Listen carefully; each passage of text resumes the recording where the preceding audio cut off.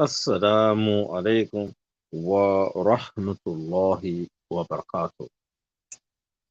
Tonight's short talk, inshallah, is about where is the future of the grassroots slash urban dawah heading to? What is the future of it? For those who've been watching my channel, which is two channels with one or two videos, meaning that I make one video and I share it on my platforms, and I have two platforms here on YouTube, which is two Black American Muslim opinions, and Abu Bara Muhammad Amriki, which this particular YouTube channel I use for a number of years for my website at islamfinest.space, also known as islamfinest.com. And during the pandemic and after the death of George Floyd, and reflecting in the pandemic related to the conditions of the communities that I come from, I started a website which is called Black American Muslim Opinions, and is talking about African Americans, also known as foundational Americans, Black foundational Americans, um, social issues related to economics, related to health, mental health, related to political, all these things. And I started out talking about Black social issues and us as African Americans using Islam to empower our communities, which means change our community. I'm 44 years old. I've been Muslim since I was 20 years old. So I've been Muslim for over 22 years, I believe. And alhamdulillah, I had the opportunity to go away and learn Islam, which in my area, some people don't get those type of opportunities to go away and learn Islam. And one of the benefits of learning Islam in the Muslim country is that you get to see them how the Muslims are living. Another benefit of living outside of the US, which I have lived outside of the US altogether about 4 to 5 years, around 4 to 5 years. All right, I live outside of the US. I have been to other countries, and I got to see how other people from other nationalities live, Muslim and non-Muslim. So I really understand from my experience the type of dysfunction that goes on in the Black community as a Muslim and as a Black person. Now, at Black American Muslim Opinions, I notice when I start talking about Black social issues with a Islamic solution, I get a lot of hate, right? And the hate that I get at times is coming from Muslims. Unfortunately, it's coming from Black American Muslims sometimes. And a lot of times it's coming from racist Muslims. All right. It's coming from a lot of racist Muslims, Desi, Arabs, you name it. I get it. I read the comments, right? On Facebook also. And even from some of the African American Muslims, I do get a backlash only from the Salafi community. I get backlash. All right. So when I deal with African American Muslims, the only person I'm getting any backlash from are the Salafi community. Not everybody from the Salafi community, but for some particular African Americans in the Salafi community, I'm only hearing or only getting a little backlash from them. And that's because me myself, I have been part of the Salafi community for many years as an observer. I'm not a caller. I'm not associated with any particular group or clique. And that, I believe that's a benefit. Allah subhanahu wa ta'ala kept me away from this cliquish things and the cliques, alhamdulillah, and I see some of the benefits of it. And some of the benefits of it is that I don't have to keep up a fake image which I find that a lot of the African American Salafis, that they have a anti-blackness with them. And this is something that has been programmed into the Salafi Dawah from some of the individuals. Anytime you talk about black social issues, you're considered to be a black nationalist. And in the early 2000s, when I came into Salafi Dawah, it was very much understood and taught amongst Salafi callers. If you talk about black issues in public and mention, yeah, black people going through this or these social issues, you're considered to be a black nationalist. All right. So because of this, the Salafi community, from the Afro-Americans, from some aspects, not all of them, for some aspects, those who are popularized in the Salafi community, there is a shyness of talking about black social issues to this day. And the Salafi community, not all of them, particularly the pseudo Salafi community, they have all the black social issues that's happening in America, and their communities is definitely there.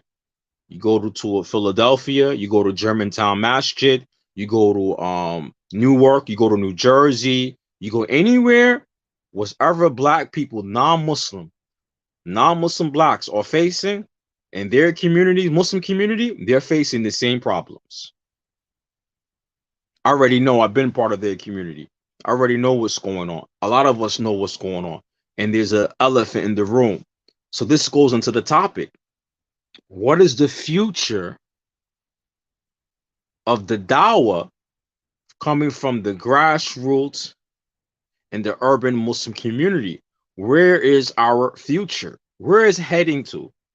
Because what I see what's going on for a lot of Salafi du'at callers is that they are going in the same cycle. They're going around in the circle. They're going around in the circle, not covering black issues, not dealing with black issues, and don't know how to deal with. Because a part of the Salafi Dawah has been for many years, no one talks about dealing with black social issues. What they might talk about is some of the symptoms of black social issues. And they never address the asl of the problem.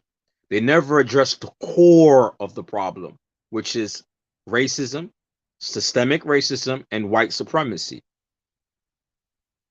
And black people in America, African Americans, we still have a lot of trauma from slavery. And a lot of us, and I'm speaking from experience myself first, that when we become Muslim as an African American, we feel that black people in America don't have an identity and don't have a culture. So when we become Muslim, you see from many African American Muslims, whether they're Salafi or not, especially in the Salafi community, what's the first thing that you notice they do?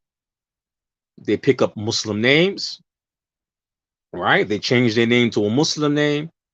They change where they dress, start wearing Islamic clothing, which I do actually like, right? So they start picking up identities.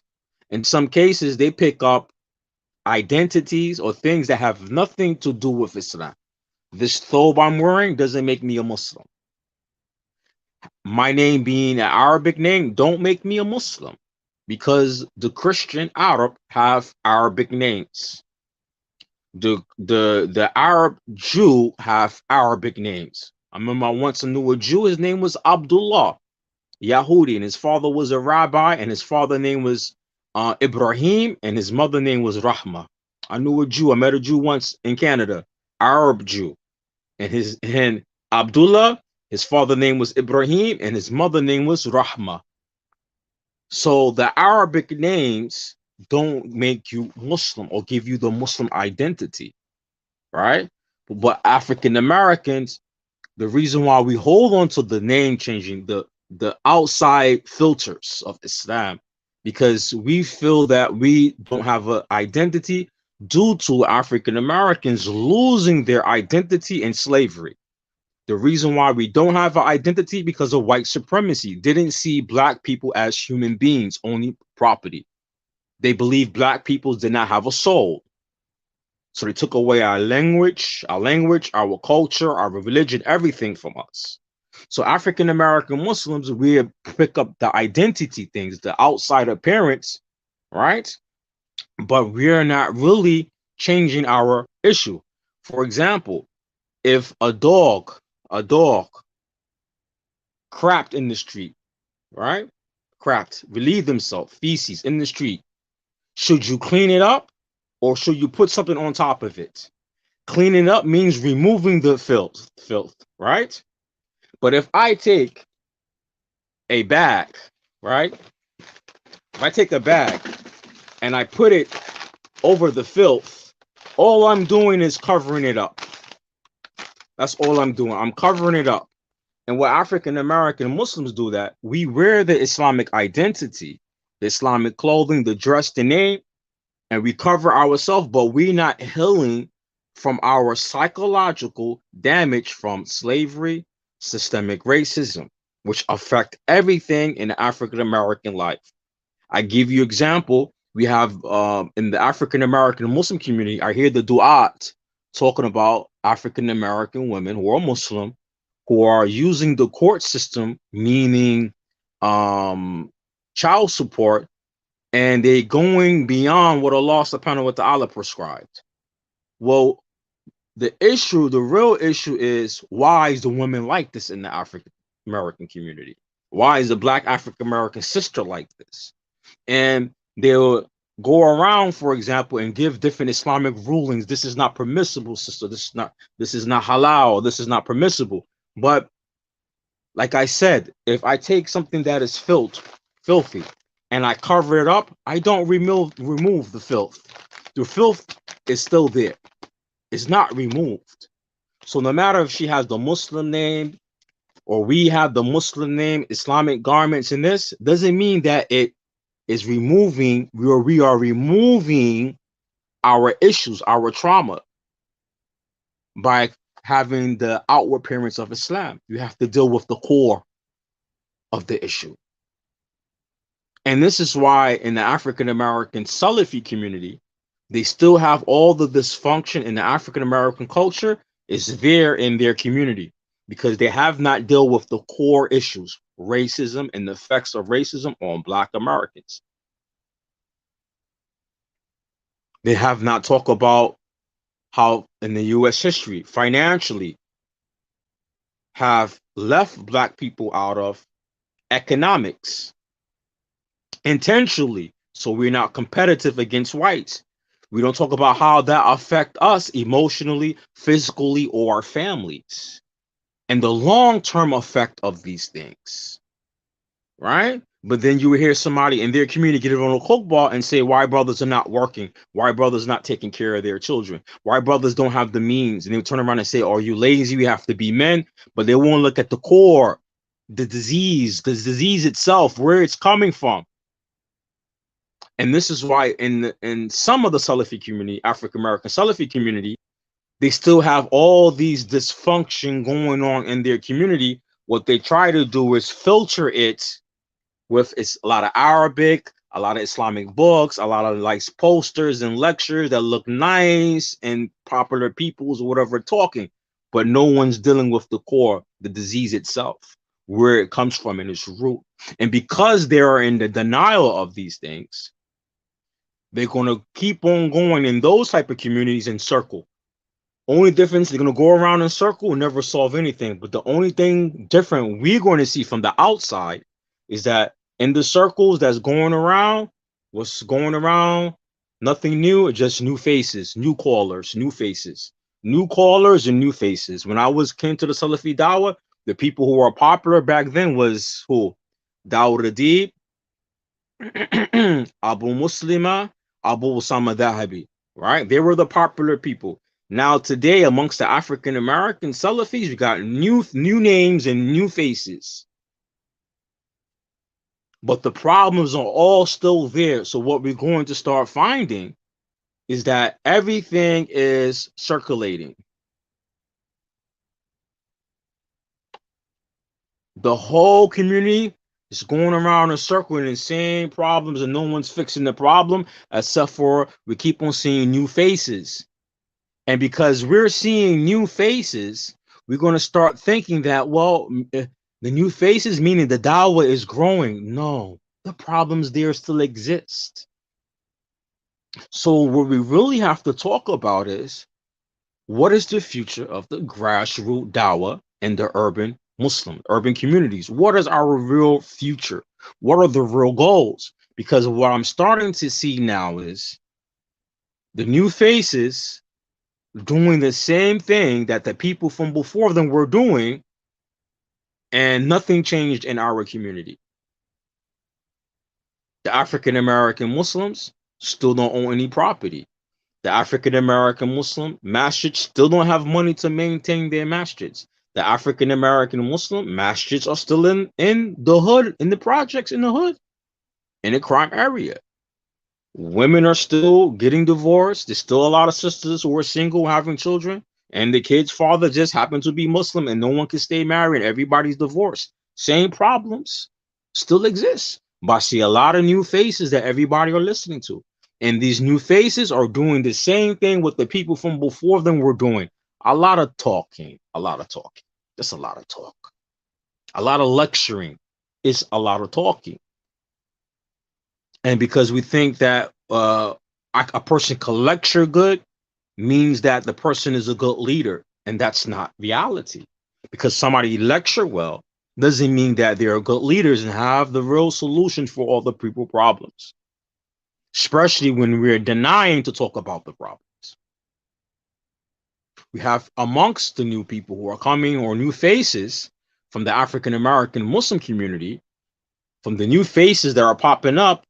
One thing I notice about the African American Muslim that shows that we still have the trauma from slavery, when I look at our du'at, our callers of Islam in the African American Muslim community, in particular in the Salafi community, in particular.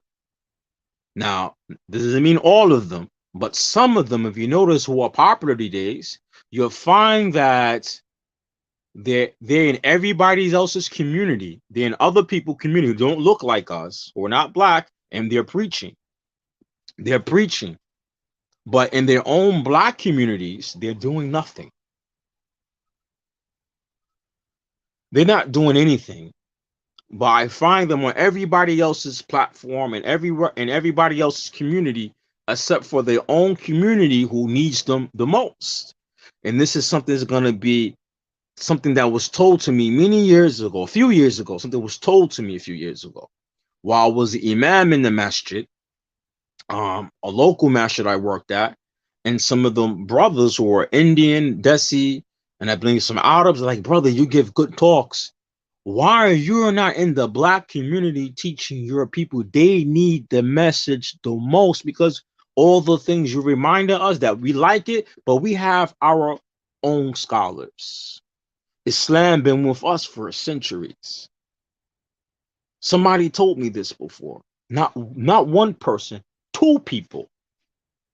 One day I was talking to my friend, a good associate of mine, who's in Saudi now, right? He went to Saudi to study, right? And one day we were talking outside this masjid how the Desi Muslims are racist against blacks. We was having discussion about how deep their racism is. And while we were leaving the masjid from Salah and say, man, these people racism is too bad, we were sitting down eating, and this Indian Muslim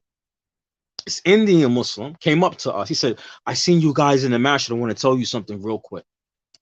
He said he was a journalist for Yahoo newspaper, right? Online. Not Yahoo News, not newspaper, news. And he said he always see us coming back and forth. You know, we go to the masjid and pray. He said, I wanted to tell you something, right? And he said, hey, man, why don't waste your time with this masjid? And the masjid was Ikna. He said the masjid by name. I'm going to say the masjid, Ikna. All right? It's one of the local masjids in my neighborhood, right? Very close to my house.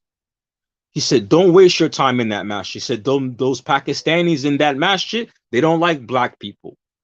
And they will never contribute anything to black people to use Islam to empower themselves. He said, you guys need to go out there and start your own community. Stop wasting your time with the Indian, Desi, Muslim. He said the anti-blackness in their culture is too deep, and it's not going is not going to leave. He said, we're wasting a lot of time. And he said that this masjid, he said, they will never give you any money, anything to help support to build the black communities. You guys look very talented. You need to go start and fix your own communities. Then the guy walked off. I told the story before a few times online. And then my friend turned around, looked at me. He's like, wow, we were just talking about the same thing. All right, we was talking about the same thing. I said, that's a sign from Allah. Allah sent somebody to let us know who's Desi. It's telling us, don't waste your time with these people. But we have in the African-American community, especially our du'ats, I find that a lot of the brothers, they'll waste a lot of their energy and their talent on people who don't need it. They waste a lot of their talent and time on people, other Muslims who don't look like them, who in their community, they got Tulabul Elm and they got Shuyukh, where Islam been in their community for centuries. You have a lot of African-American Muslims in these communities preaching, but they're not preaching and building in their own black community that look like them. And then for some of the brothers who are in the black community, Muslim, they're keeping the nonsense up in the black with the African American Muslims or the black people who are the indigenous to America, meaning they grew up here, who converted to Islam. They're keeping busy with them, Khala Wakila, fighting over what sheikh they fighting with in Saudi on what Arab country. That's what they're doing. And I see that a lot with the Salafi Dawah, not all of them, but the people who come from Salafi publication and those brothers who Salafi pubs kick them out, and they're like, they still have the same mentality of Salafi pubs. So they're in the black community, but they're fighting over who they're going to blind follow in Saudi. I got some news for you guys. And these will be the same brothers who don't establish anything in the black community that is tangible and real changes. They have, from that aspect of those brothers, the SP people, Salafi pub people, the African Americans, like in Germantown, who got an imam, Hassan Somali, who's not even American.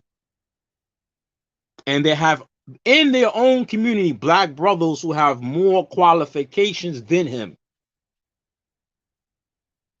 I'm going to show you how the self-hate in the black community is so deep, especially in the Salafi community, because in the Salafi community it's open.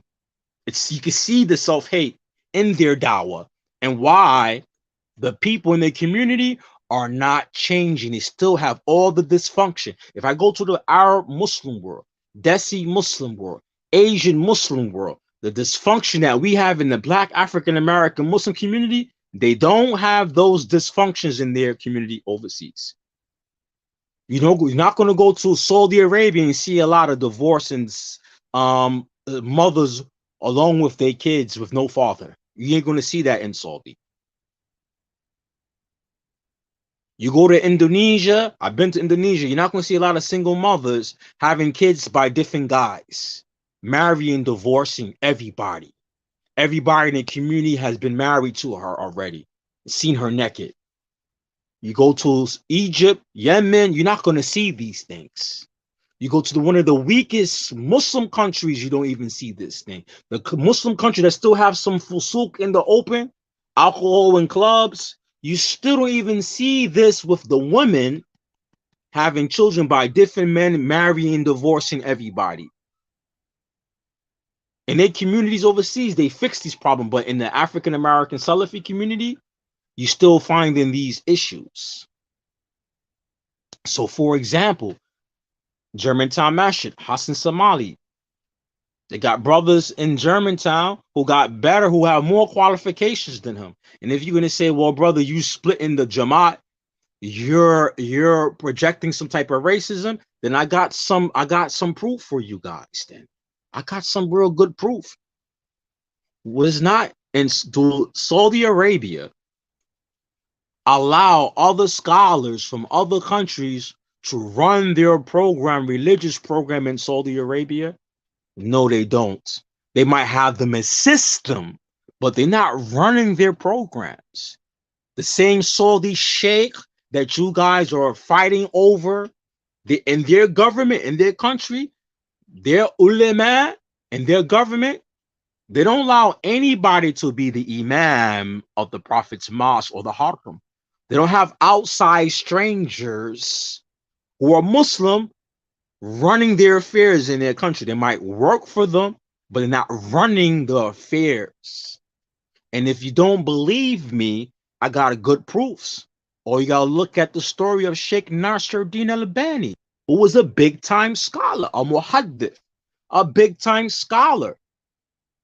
And when he was in Saudi Arabia and he disagreed with Saudi government allowing American military to go there, what they do, they ask him nicely to leave.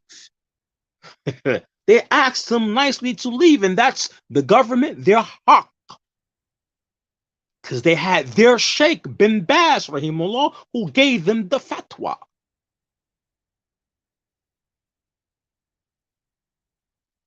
That's their hawk. So even in Saudi, where you're telling the Muslims to follow their sheikh and stuff, even in their country, they don't allow the outsiders come and run their programs. And I mean, not talking about black and white, but the African American du'at in the American Christian Salafi community, you guys are very naive. You're in everybody else's community, and you allow anybody from outside and come and run your community. Then you'll wonder why we have a split in the community.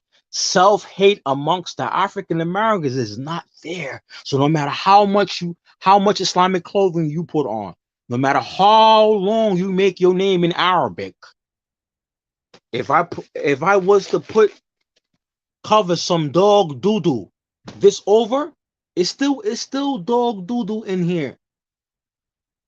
What you gotta do is cleanse it with water. You have to cleanse it with water. You have to cleanse the spots. يعني أي مكان نجس. You have to clean the spot that has the filth in it. You have to remove it. And because we don't want to deal with black social issues, we have not removed the origin of our problems. This is why we still have all these other dysfunction. And wherever we do, we still got more brothers. You got so many people in the Salafi community now who are graduate from Islamic universities, but we still don't have unity. We still are in disagreements. We still are not following. We still cannot comply. And we're getting more people to have knowledge. More people are traveling. Sooner or later, we're going to have so many people going away traveling to learn Islam. Then sooner or later, all that studying and learning is going to be proof against us. So no matter what new faces keep on coming along, if you don't deal with these issues, you're just going to go around in a circle. No solution, same problems, more problems on top of the old problems. And nothing's being changed, and everybody in your community is suffering. That's why I labeled this particular video. What is the future for the grassroots and urban dawah? What is going to be the future? Because we can't keep on going on what we are doing. We cannot keep on doing that.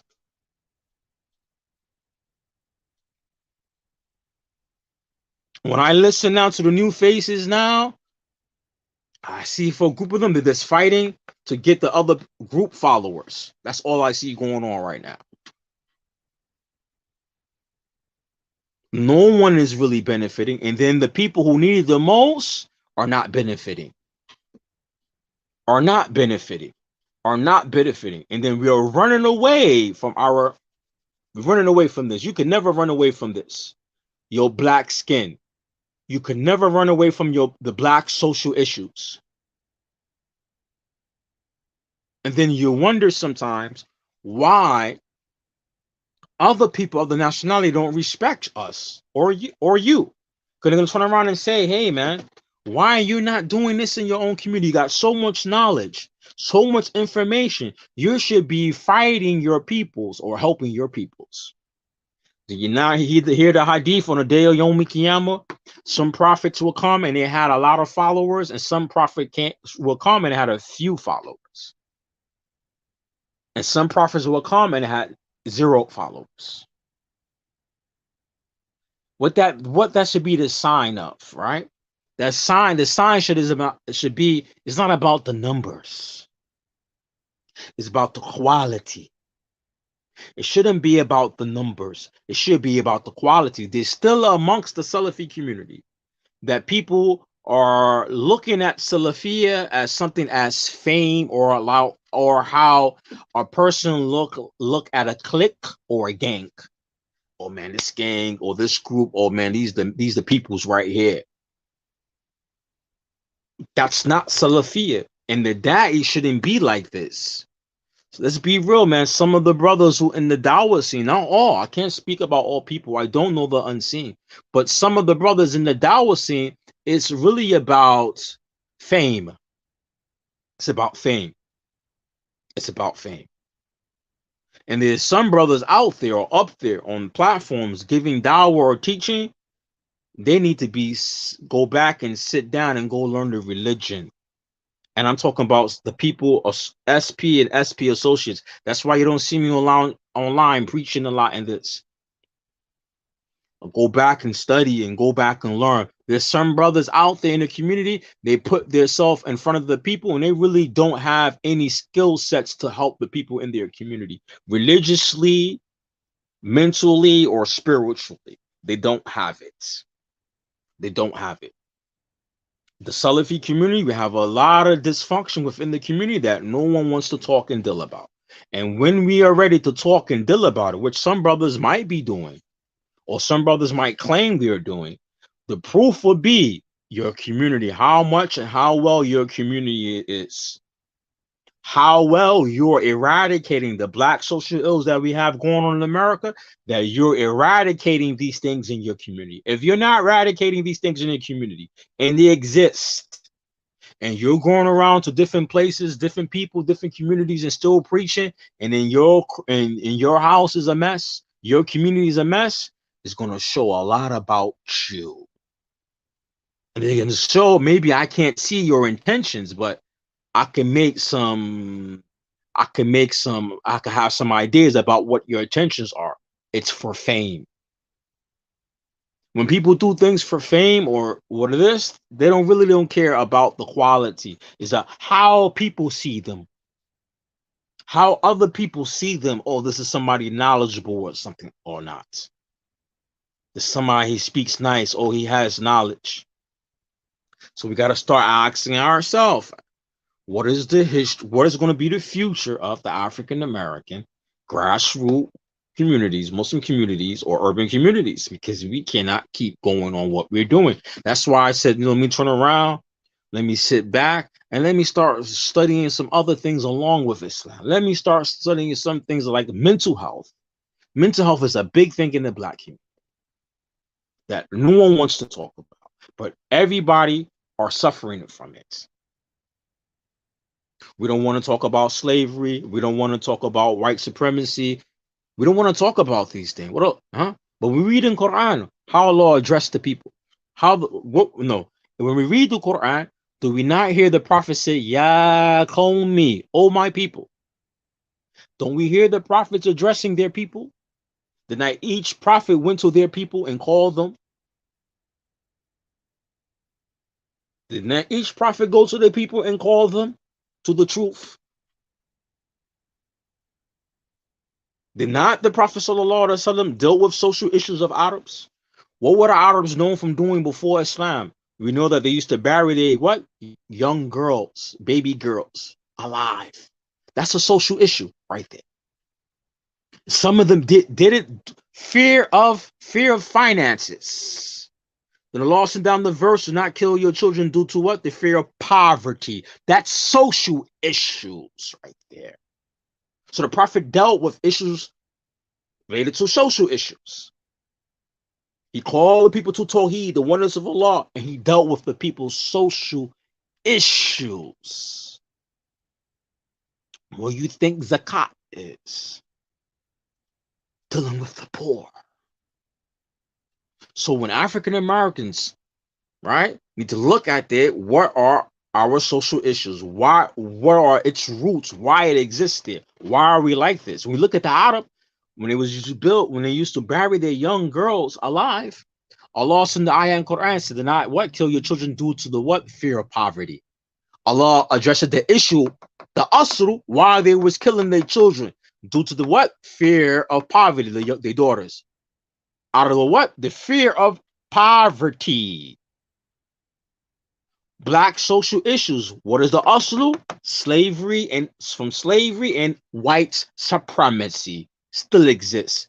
We still got in America right now mass incarceration. I live here in New York. Black people are not even 50% in New York, but we're 70% in prison. 70% in prison. Why is it this way? Because of white supremacy. They don't want black people to be competitive against white people. Why? Because they know maybe if black people get in power, what happened in Haiti to the French is going to happen to people in America, white people in America. So the government set up things to make sure that black people never be where they should be. You talk about black women and family court and child support. What do they talk about? They need to talk about the feminist system. How the feminists, use black women to what? Fight against black men. Then we have to talk about why did they do that? Why did they introduce that? It's to destroy the black home. Why did they do that? Oh, they gave black women the chances for education and this and that over the black men. Why? Because black men are a threat and black women are lesser of a threat. Who you think was financing civil rights movement? The Black Panther Party. How the black men was getting these money? They had trades and skills. That's why you see in the black community today, there's no vocational school. Why there's no vocational schools in black neighborhoods no more? Because the government took it out. Because this was the way black people was taking care of themselves financially. Black men taking care of their families. They know exactly how to fight us. So when you keep on bringing new du'ats, new da'is, new faces, going around preaching this, going here and there, but your communities are still suffering because you guys don't want to address the real social issues and problems in your community. Black people has a lot of trauma from this stuff, from slavery. Our women have these issues. Everyone have these issues.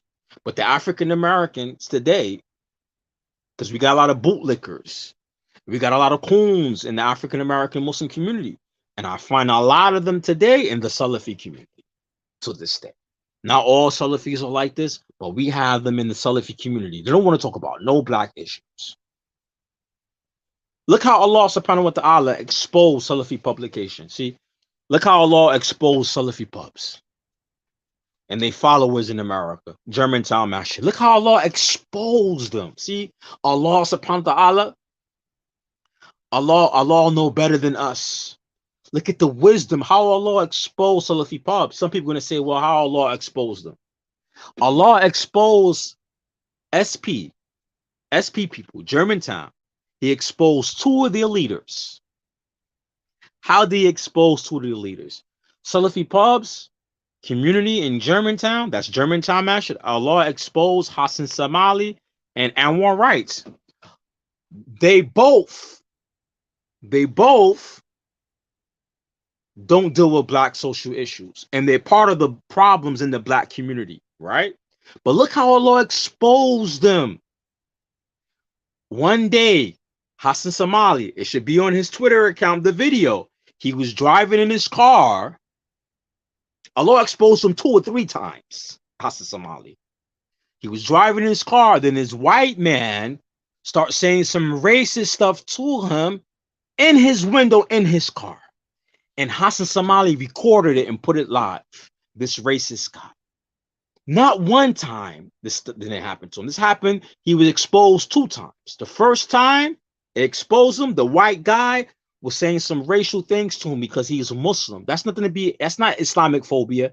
That straight up white supremacy don't like you because you're black, Hassan Somali, and happen to be Muslim, and they see you as a terrorist. What did you do? You recorded it. So you know that racism exists in America, right? Somebody actually, there's two times, 2 occasions, but I'm gonna talk about Anwar Wright. Anwar Wright, another bootlicker. What happened with Anwar Wright? Anwar Wright was in Applebee's. The video was still there. I might upload it to my channel. When he was in Applebee's with his family, and this racist white drunk guy came up to him and was cursing him and telling him out. You witnessed racism right there, Anwar Wright. And then you recorded it with your video, with your camera. You recorded it. So that means that you know and you see racism exists in America, but you guys are not a part of the solution. You're part of the problem still in the Black Muslim community. You're part of the problem. You're not part of the solution. And we have proof that you have witnessed, you have been the victim of racism from white people, and you still don't want to do nothing about it or talk about racism of white supremacy, how it affects black people. Then you, Hassan Somali, a second video. I have it on my channel here. Second video for Hassan Somali. You'll witness the effects of systemic racism. When you was helping that black guy who was shot and you went to aid him and all the blood, then you got on TV, on the news channel, and said they need to do something to change the condition, take some of these buildings, abandoned buildings, and make them something for the city or for the community could use them. So you said out your own mouth, you recognize the social issues, but you and your community, you're part of the problem and not part of the solution. And you live, or it's recorded and it's on YouTube. And you're witnessing these things and you're still part of the problem. Look how the wisdom, how Allah allow the same people who are part of the problem in the black community for them to record somebody white being racist towards them. Somebody white being racist towards them because of their black skin color. Then Hassan Somali twice for you. The white guy who was in your car talking that racist stuff, then you witness the reality of systemic racism. Black people have no access to wealth, so they're selling drugs. The reason why there's the criminology in the black community, because we have no access to wealth. White supremacy made it this way, so we are not competitive against them, so we don't remove them from power. You witness it yourself with your own eyes, the reality of systemic racism, but you guys are not the solutions in the black community. You guys are part of the problem.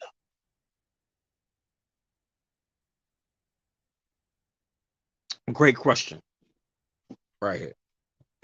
All right. Great question. All right. I'm going to answer that right now, inshallah. All right. So you saying, what are some of the practical things we should be doing to improve our community from an Islamic perspective? First, we need to start looking at what are the origins to our problems. Don't talk about the symptoms. And that's what the African American Salafi community be doing. They talk about the symptoms. Oh, the sister did this. The sister's going to court for child support. They want more money than what Allah actually prescribed. Don't talk about the symptoms. The brothers, then they're still like Hassan Somali. The brothers, why are you on the corner with the criminals in the street? Don't talk about the symptoms. Talk about the hustle, where they're derived from, and that takes work. And that's what they don't want to do. And the reason why they don't want to do it, either or, amongst them is an agent. Somebody's an agent who work for the government to make sure they don't address these issues, and they start the culture. They start the culture for black people not to address black social issues, and make sure in the culture they make it a taboo that they talk about black issues. And how did they did it? If you talk about black issues, you're a black nationalist.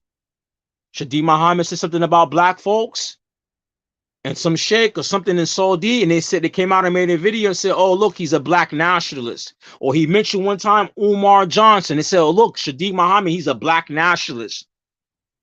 Muhammad Munir mentioned the sheikh, he's not losing no sleep or whatever, his tea or whatever, and they talking around, look, he's a black nationalist. Anybody start addressing the issues in the black community is a black nationalist. So we got to say, these people got to be agents. They got to be agents. So you got to start turn around. Who started the culture for Salafis not to talk about black social issues by name? Who started the culture in the community? Who started making it a taboo? Start rooting out who are the coons in the community. Start looking and finding out who are the people spreading this misinformation, who have the behavior that benefiting those in their community. When you start looking at these things, then you start saying, okay, this person, he's suspect. So the first thing you have to do, address what are the social issues and what is this us. And unfortunately, a lot of these brothers don't know that and don't have the information for that. But there's people in their community who is black conscious, who Salafi, know and have this information. You need to start working with them.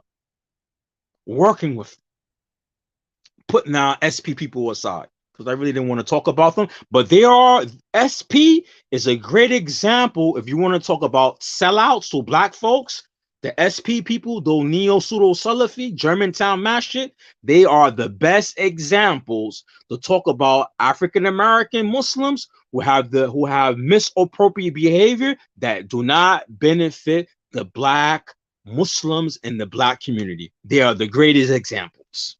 They're the greatest examples of sellouts. If you want to look for a template of sellouts and how they behave, look in the Afro-American Salafi community. You will see it there. And I have no problem saying it out loud. Look at this guy, Khalid Green. Dr. Khalid Green, this guy made a video talking about Daniel and training Daniel about the Khawarij. And he threw under the bus all black peoples in America who fought against racism. He threw Malcolm X, who's Muslim, and many black people and non-black people came to Islam because of Malcolm X. He threw Martin Luther King Jr., who was killed for standing up for black people and from being oppressed. He threw Harriet Tubman. All black people fought against racism and slavery. He threw all of them under the bus to tell Daniel Hachikachu, who is white, who's classified as white in America, to, oh man, don't be like the Khawarij Minhaj. Are you saying Malcolm X is Khawarij? You saying black people fight against slavery, being lynched and killed because they black, their cities, their towns, their business being burnt down? You throwing all of that under the bus just to make a point to the white guy, to all your people under the bus? That's a good example of a coon right there. Sellouts, coons, and the sellouts. We got a lot of them in our community. Tons of them in the Salafi community. They are the prime examples of sellouts. Not all of them. Not all of them. Not all of them. But the ones I mentioned by name, I mention them by name for a reason. I mention them by name for a reason. I ain't got no shame in the game. I ain't part of their community. Them guys cannot affect my pockets anyway. I don't want their followers. So they're not going to affect my pockets, and I don't want their followers. So we need to start talking about who are the peoples, because everybody's not for it. Everybody who's black, African American, Muslim, especially from the Salafi community, a lot of them have a lot of anti-blackness, and that's one of the first things we need to address. You know, one of the first things we need to start addressing: how do we remove this anti-blackness? I hate myself being black. I hate black causes. We need to start removing these ideas from ourselves. This ain't no black nationalism. I live in an all black community. Everybody is suffering. All these things are happening. And if I address it, I'm a black nationalist. Black, this is what makes a person a nationalist for any race.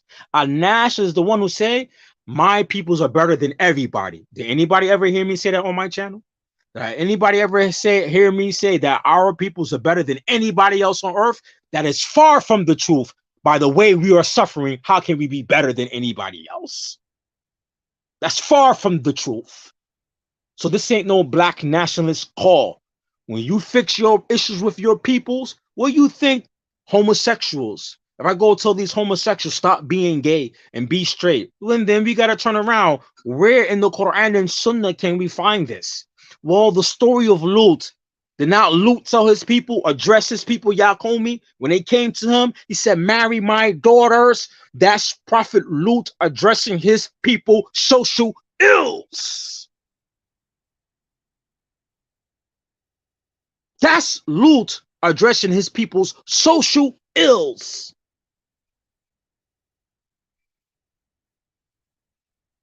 So I can't address my people's social ills that black people have. I don't live in a white community. Maybe Hassan Somali and these guys, they live in white communities or something. I don't live in no white community. I don't live in no Arab community. In no Arab community. I don't see no Arab people commenting on my comments. I don't see no Desi Muslims commenting. All majority of my followers or people who follow the videos, you're black. You're either black American, black African, or Afro-Caribbean. You're one or the other. And I know you brothers who will give dawah. I know you go to the Desi Muslim communities and the Arab Muslim community, and they know what's going on in the black community. They know. They know, man. You think they don't know all the dysfunction going on in the black community? I know somebody be telling you guys why you guys don't go and work with your people, get them out of these conditions. I know, because they used to tell me this all the time. I know they be telling you guys this. Man, your people really need your message. We already have our own sheikh and shuyukh.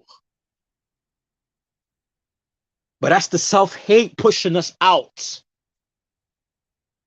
For some of us, I can't say all of us. That's the self-hate pushing you out. Or I'm not like these black people who live here. I'm not like them. I'm better than them. I'm Muslim. I'm better than them. I'm better than these peoples. Oh, I'm not like them. Yeah, Negro, you just like them. You just like them. You might get raised on the day of Yom Kippur with these disbelieving people. You might get raised with these black people where you live. You might get raised with them. And then those disbelievers are going to be proof against you in the front of Allah, because they're going to ask, why you didn't call me to Islam? You had the issue. You had the solution for our issues. Why do you teach it to us? Why do you argue and fight with us? Did not the Prophet ﷺ argue and fought with his peoples? Did he not argue and fight with the people of Quraysh? Did he not argue and fight with them? Did he not argue with them in the best of manners and with wisdom? And there was a time for arguing with them, being nice with them, and there was a time for fighting with them physically. Did not the Prophet? Who were the first people the Prophet fought? Were the first people that the Prophet and the Muslims and the Prophet sallallahu alaihi wasallam, who were the first people he fought? Were the Romans the first people he fought? Was it the Byzantines, the first people the Prophet sallallahu alaihi wasallam fought? Was it the Persians, the first people the Prophet sallallahu alaihi wasallam physical fought? Who are the first people did he fight? Who are the first people the Prophet fought? Who are the first people he fought? His own people, the Qurayshi people, his own tribe, after giving them dawah. That's the first people he dealt with his people's issues in the best of manners. And we have our own people who are black, who look just like us. We are running away. We are running away from black people. We're running and hiding. How I know? I used to be with you Negroes. A lot of us, we sick. We're sick. That slave mentality really messed a lot of us up. Segregation messed a lot of us up. A lot of us be thinking, yeah, we like these Arabs. No, man, you don't like no Arab. Arabs, they don't abandon their people. Arabs, these people don't abandon their people. Arabs don't abandon their people, man. Trust me, trust me. And for you brothers or Black Americans, and y'all trying to go work in these other communities, I know some of you guys got wake up calls during the pandemic when y'all got fired. I know a lot of y'all brothers who were in these desis and the Arab communities. A lot of you dudes got fired in the pandemic. And some of you guys, I noticed when they got their replacement, they went and hooked up their own peoples from their country, or somebody who are immigrant like them who need the job, and they can turn around and say, "Yo, you American citizenship, man. Let's help this brother out from our peoples. He's an immigrant. He just came to this country. He need a job." And look how they do you, a lot of you guys in the end. When it's come time, blood is thicker than water. I learned that the hard way in Egypt before. Blood is thicker than water. Blood is thicker than water when it comes to those people. They're going to look out for their peoples before they look out for you. Blood is thicker than water. I learned that the hard way in Egypt. Even if you married to one of them, blood is thicker than water. So when you guys going to start say, yo, man, we need to fix the Black community.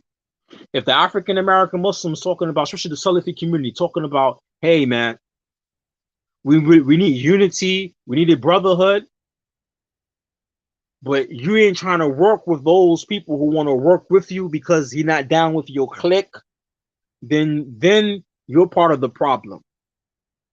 The Sufis in the Black communities is outdoing you guys. The Sufis, them Ash'ari Sufis, some of them grave worshiping, some of them dudes got issue related to the attributes of Allah. Them dudes are outdoing you guys when it comes to fixing their Black communities they come from.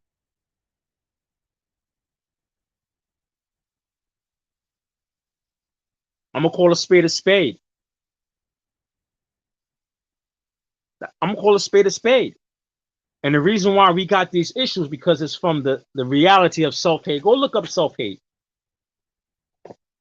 Don't go look up the psychological, not psychological, the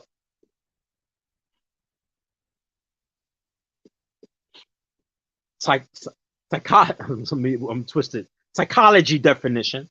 Look up the Black psychology definition of self-hate. Because in psychology, have one word, has its own definition, and Black psychology related to Black people's social issues and mental health issue, they have their own terminology. Go look up from the Black psychologists, what is self-hate? What is trauma related to slavery? How does it affect Black people in their everyday life? What is the effects of slavery on the African American? Genetics. You talk about Black people have a lot of health issues. We have high blood pressure. We have diabetes. When I go to Africa, Africans don't have the type of issues that we have. It could be, and it's from a number of reasons. They still have genetically the correct diet for their genes, for their DNA. We don't have it, but some psychologists in the Black community would say that that slavery due to trauma, and they give the example of PTSD, could chemically change some things about your genetics, will make you prone to certain type of illnesses.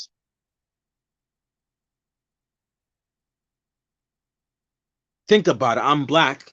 I can't get a job. Every time I try to make money, these crackers, these racist white people come and burn down my town. Every time Black people get ahead, somebody in the government find a way to destroy it.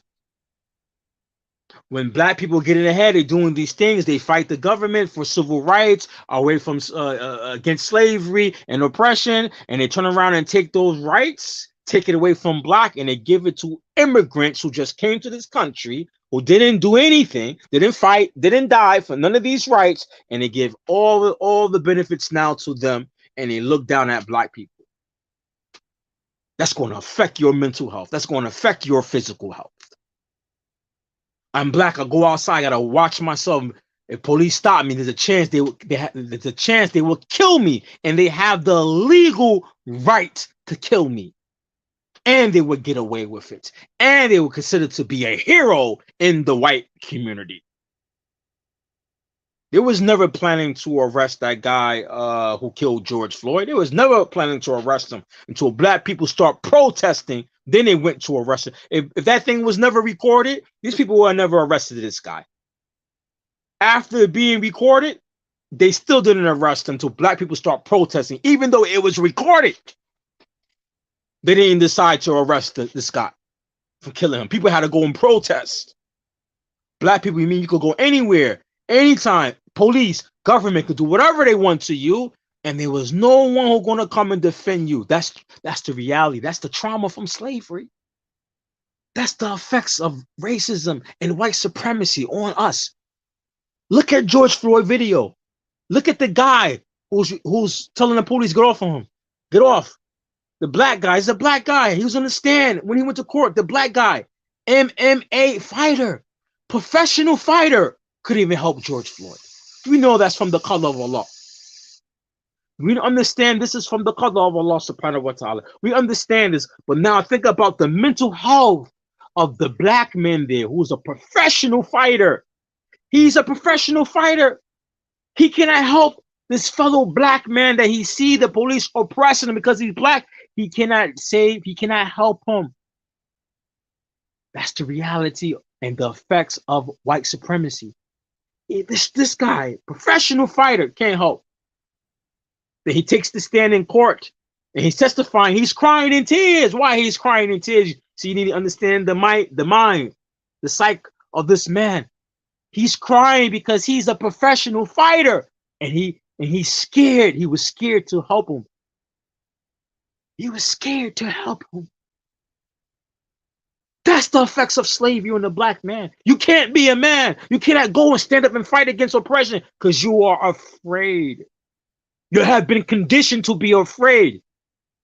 It's called classical conditioning in psychology. You have been conditioned not to help black people, even though this man is a professional fighter, MMA fighter.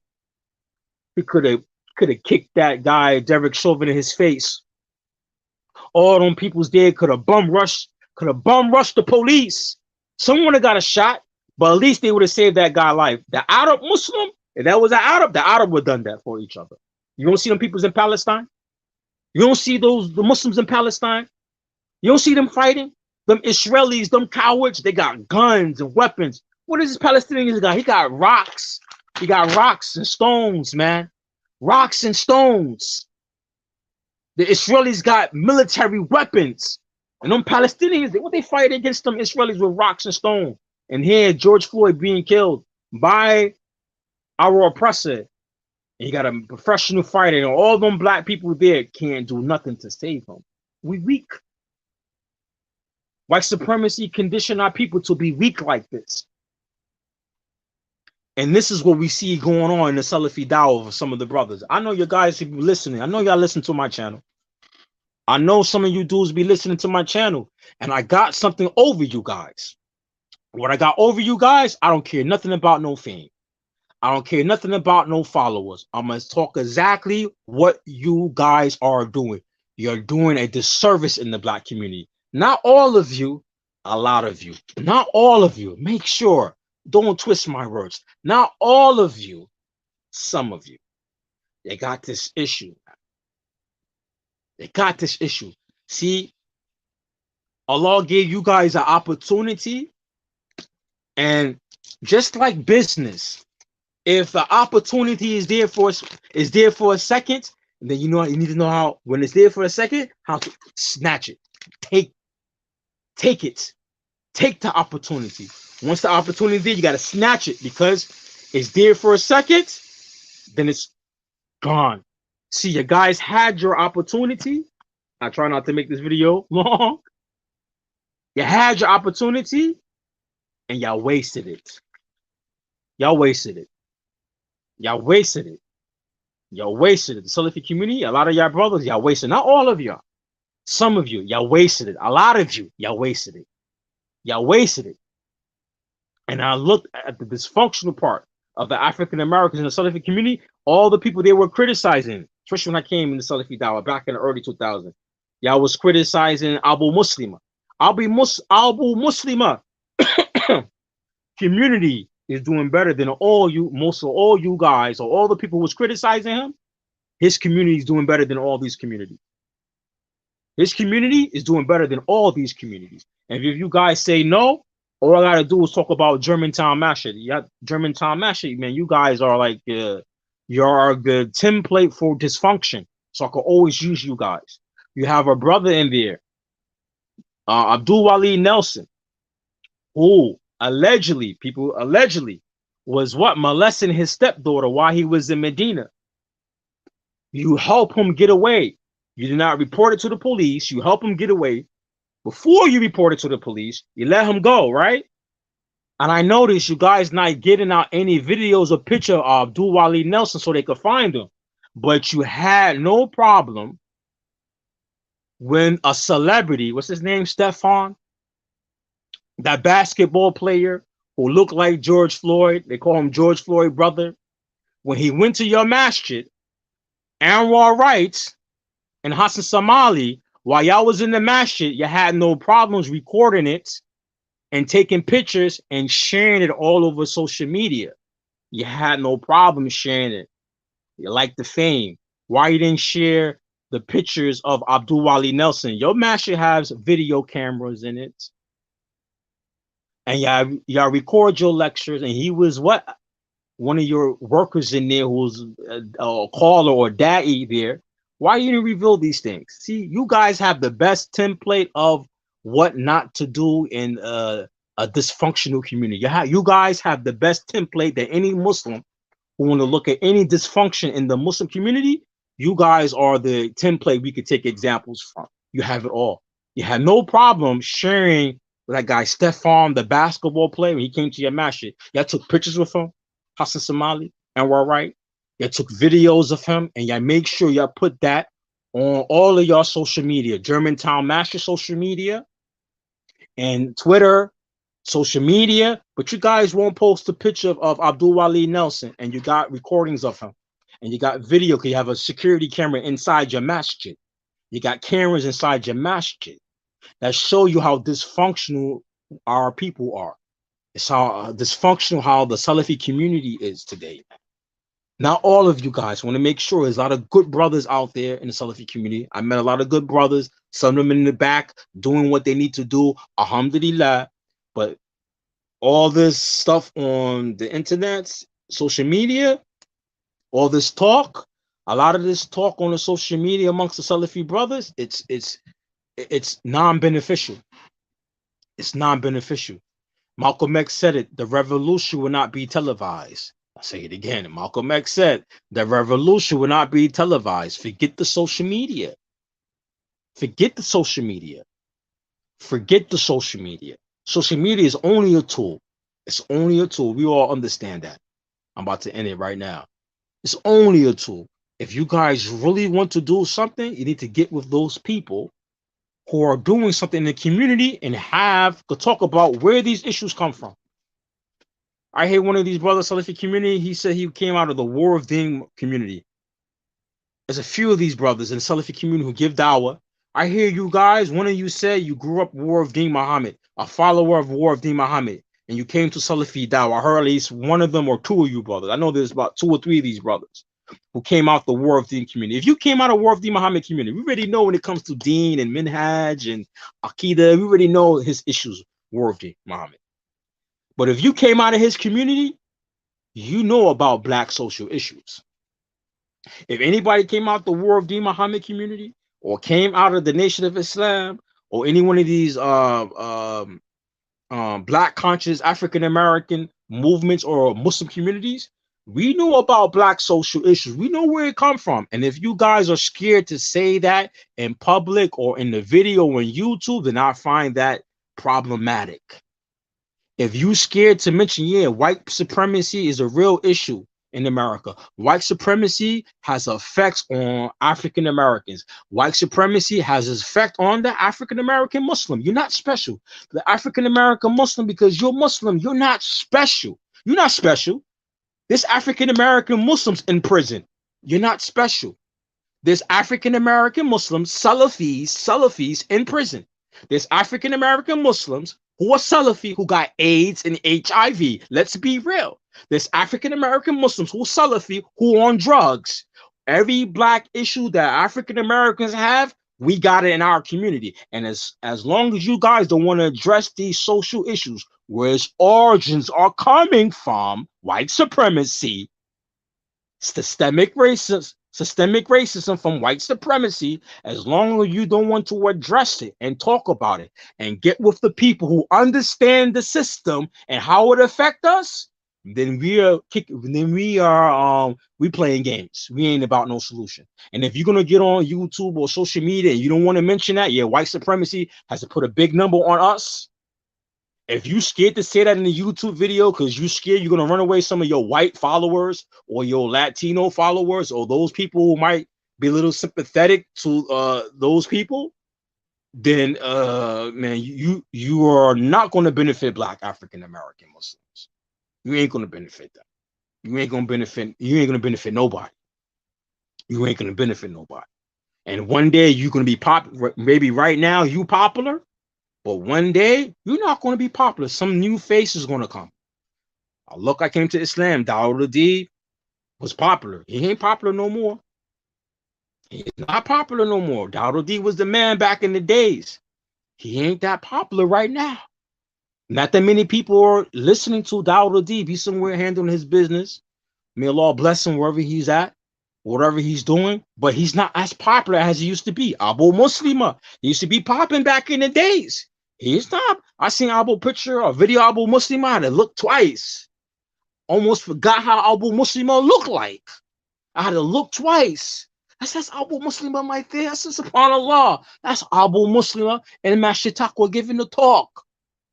Man, I haven't seen him in a while, even though he give cookball there on the regular. I had to look twice. One day, you guys, you're not going to be popular to the followers or the trend, the trendy things or the trendy people. One day, you're not going to be a part of the trend no more. And when you're not part of the trend no more, nobody going to be thinking about you. So for the few brothers, remember so-and-so back in the days to give the talk or give the lectures? They're going to be reminiscing about you. But sooner or later, those brothers going to die out. Them guys going to forget you too. We all going to be forgotten one day.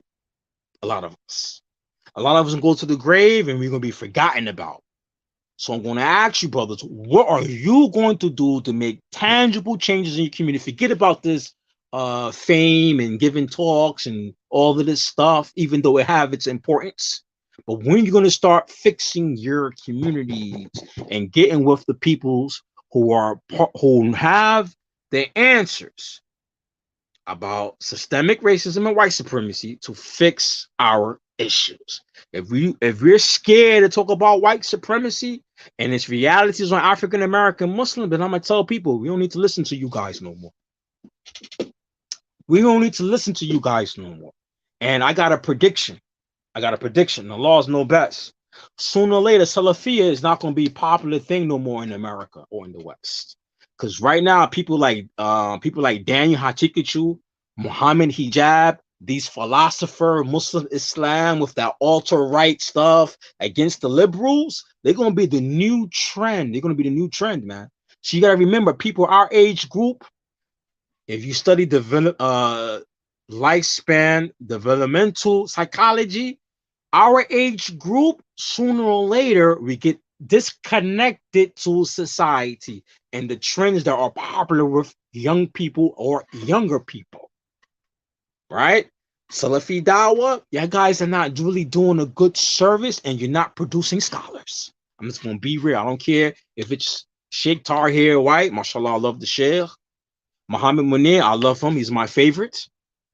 Shadid Muhammad, anybody else, sooner or later, if we don't produce Islamic universities, we don't produce Islamic institutions, if we don't produce these things to keep our children, our family, our community together, these little lectures and talks, it's not going to last too long. I'm just going to be real with you guys. Saudi Arabia wasn't established like that because you guys love talking about Saudi. Man, Saudi has a good template you guys could follow. How does Saudi start their government? Sheikh Mohammed ibn Abdul Wahab and Sheikh Muhammad ibn Saud, how did they start the government? How did they start their country? You have to have an understanding of the system of government to build. If we don't have that and we're not building, is just lecturing are very important and working together, then the Salafi Dawah amongst African American Muslim is going to die out. This is going to be a new trend going to come along. It's going to be a new trend come along soon. I thought maybe next 5-10 years.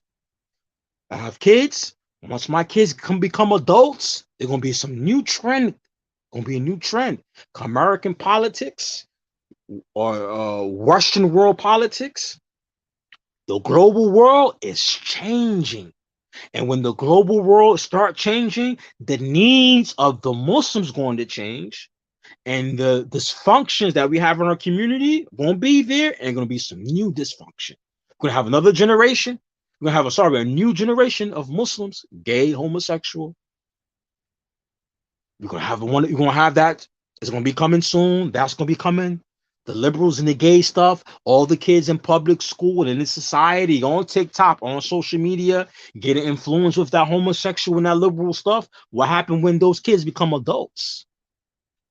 They're going to have another group of Muslims on a new trend, which Daniel is on, Muhammad Hijab is on, and they got a lot of followers who are ignorant, and they want to address these issues, and they see some of these things coming on, and the Salafi brothers, you guys, we're not doing anything but debating, fighting, and talking, mouth like this,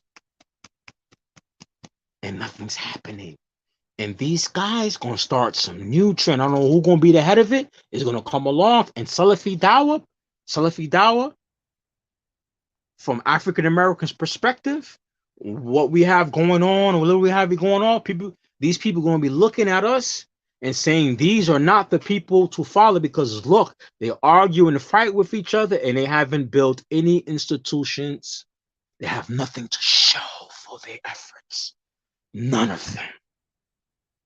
None of them have nothing to show for their efforts. None of them. Except for one or two. One or two maybe daddies or du'ats from us. They have nothing to show, and they're gonna say, like I use Germantown for example, they're gonna look at all the African American Salafis and gonna say, look, man, these guys spent 2 or 3 decades arguing and fighting, and look, they got nothing to show. Don't be like those Salafis. That's what we telling. That's how they're gonna start their new trend. They're gonna say, look at the Salafis. They haven't built nothing, and they're arguing and fighting over Arabs. No, they're arguing and fighting over Saudi politics. I'm out of here. They fighting and argue over Saudi politics, and look, while they was arguing and fighting over Saudi politics and Saudi mashaykhs beef and problems, look, they neglected their communities. And that's when that new trend start, that new trend come along. That's what they're going to be telling about Salafi people in America, African American Salafi. Look, them guys didn't build nothing, man, for their peoples. They just argue, refute, and look, they have the most ignorant Muslims in their community. They don't build anything. All they could talk about is Sheikh Muhammad Dawah books, but they have nothing to show. I was listening to one of them, Muhammad Hijab, today or yesterday, talking about Shamsi in UK, how this guy who's Arab, Shamsi from Arab, he can't even read the Mus'haf. They even got it now, where it said the Salafis in the West, that we can't even read Quran. We don't even know the correct way to pronounce and recite the Quran. And then what they're gonna show you? They're showing us it's not just us, but it's the leaders. Those who are supposed to be knowledgeable in their community are the ones who don't know how to recite the book of Allah. Man, they got videos of Shamsi who can't recite the Quran. They got videos of Uthman ibn Farouk who got a lot of mistakes in reading Quran in Arabic books. They said this is what the Salafis are known for. They don't build anything, and they don't have anything to show. And they're going to take these mistakes and these errors that we have, and they're going to use it to get followers from us to follow them. And it's working. I believe it's working.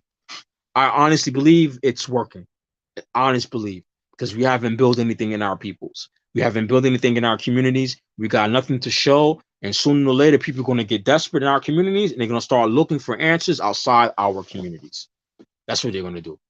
When people can't find what they need in their Muslim communities, they're going to start going outside their Muslim communities to find people who got the answers. And that's a reality.